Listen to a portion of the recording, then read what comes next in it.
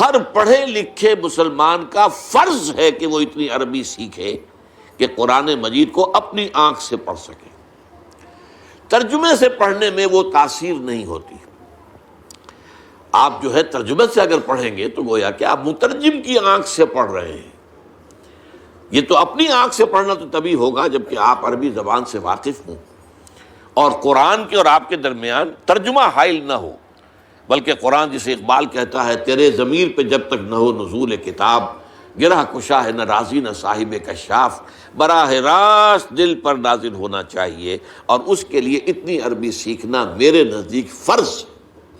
غور کیجئے، آپ نے ایم اے کیا ہے، بی اے کیا ہے، ایم بی اے کیا ہے، اور تعلیم حاصل کی ہے، ڈاکٹری پڑھی ہے، انجینئرنگ، اور عربی اتنی نہ سیکھ سکے کہ قرآن مجید کو پڑھ سکے، کیا جواب دیں گے اللہ کے ہاں؟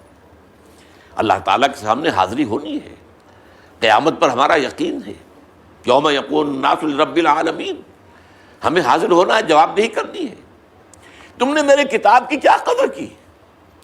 تم نے اس کے لیے اتنی محنت بھی نہ کی، تم نے انگریزی اتنی پڑھی کہ انگریزوں کو پڑھا دو۔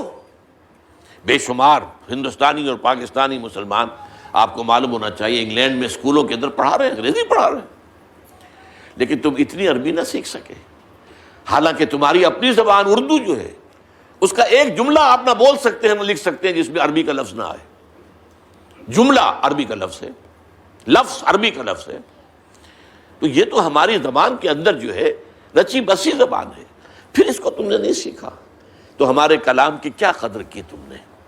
اس کا جواب جو ہے آج ہی سوچ لیجئے۔ یہ گھڑی محشر کی ہے، قرصۂ محشر میں ہے، پیش کر غافل عمل کوئی اگر دفتر میں ہے۔